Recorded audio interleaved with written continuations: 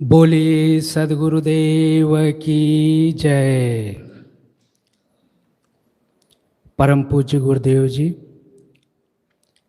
पूजनीय संत समाज, सत्संग प्रेमी सज्जनों, श्रद्धा मूर्ति माताओं एवं बहनों,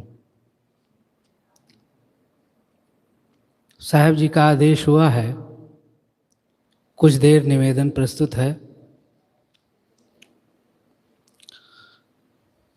एक चोर था।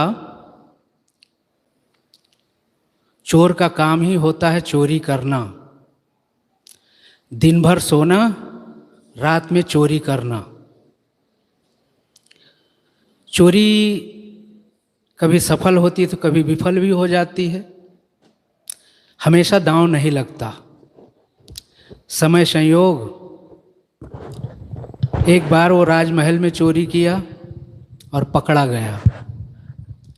पकड़ा गया तो उसे जेल हो गई। राजा की तरफ से राजदंड, उसके लिए फांसी तय हुआ। फांसी के दिन आने के एक दिन पूर्व ही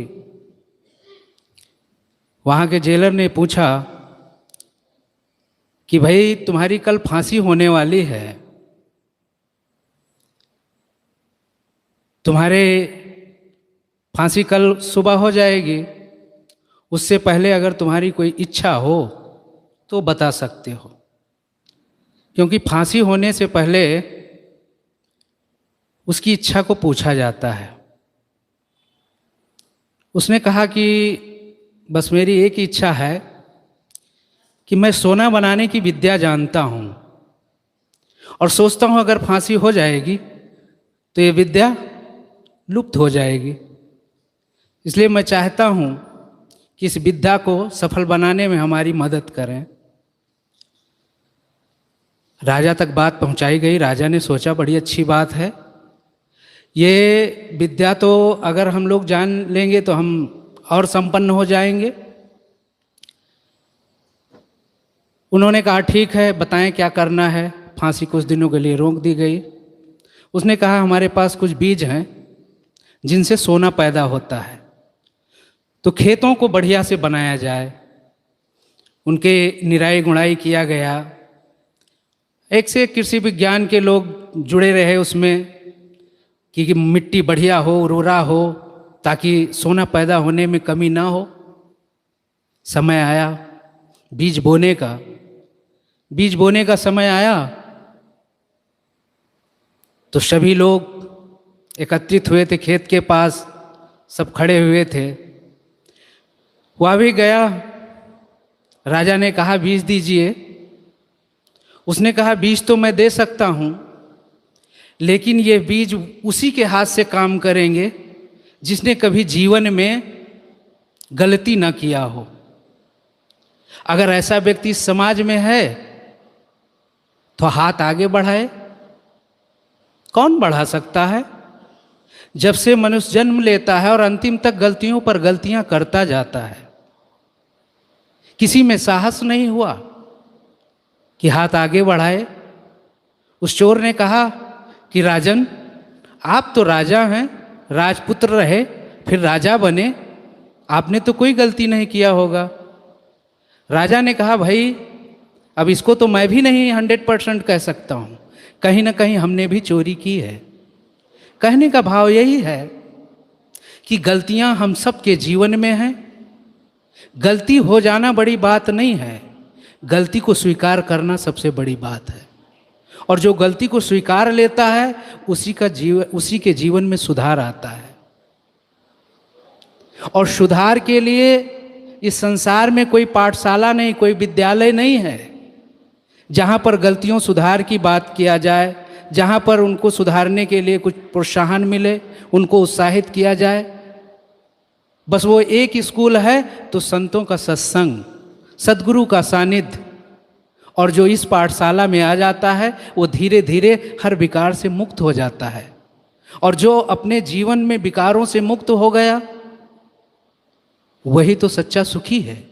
सुख पाने के लिए लोग क्या नहीं करते, कर्मकांड, पूजा पाठ और भी अनेकों कार्य करते हैं, लेकिन उससे जीवन में कोई परिवर्तन नहीं होता। परिवर्तन होगा अपने स्वभाव का सुधार, अपने गलतियों का सुधार। अगर हम एक एक गलती रोज रोज करके धीरे धीरे करके निकालते हैं तो निस्दिन एक दिन हम चमक जाएंगे, स्वच्छ हो जाएंगे, मन निर्मल हो जाएगा। और जिसका मन निर्मल तो उसका तो बेड़ा पार। सदगुरु कबीर ने कहा, या मन तो निर्मल भया जैसे गंगा नीर, पाछे पाछे हर फिरें कहें कबीर कबीर। इस मन को निर्मल बनाने के लिए, दोषों से मुक्त होने के लिए बस संत गुरु ही हमारे सहायक हैं और इस संसार में कोई नहीं है। अगर सुख पाना चाहते हो, शांति की तलाश में भटक रहे हो तो भटको मत, बस कहीं संत गुरु की खोज करें, सत्संग में आएं और सत्संग से अपने जीवन का सुधार करें। और जो व्यक्ति ऐसा करता है उसका जीवन निर्मल हो जाता है। निर्मल जीवन ही सुख की कुंजी है। बाकी हम भटकते रहें, जीवन भर भटकते रहें, कर्मकांडों में उलझे रहें, कभी कोई शांति नहीं मिलती, सुख नहीं मिलता, अंतिम में पछतावा होता है। लेकिन सत्संग एक घड़ी आधी में पुनियाद, कबीरा संगत साधु की कटें कोट अपराध। ये एक ऐसी पाठशाला है जिसमें जीवन सुधार होता है, जिसमें हमारी गलतियां धीरे धीरे निकल जाती हैं और गलतियां निकल जाती हैं तब जीवन बढ़िया हो जाता है।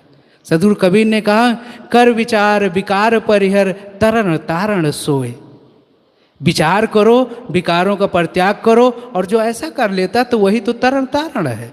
स्वयं भी तर जाता है, अपना उद्धार कर लेता है और दूसरों के भी उद्धार में सहायक होता है। तो इसलिए यहाँ सभी गलती करने वाले हैं। चोर का तो उदाहरण केवल एकमात्र समझाने के लिए है। चोर चोरी करेगा तो दंड देना अनिवार्य है, दंड नहीं देंगे तो समाज में अव्यवस्था फैलेगी। लेकिन बात है कि हम सब कहीं ना कहीं चोर हैं, कहीं ना कहीं चोरी करते हैं, किसी भी प्रकार से करते हैं, उसको हमसे ज़्यादा और कोई नहीं समझ सकता है।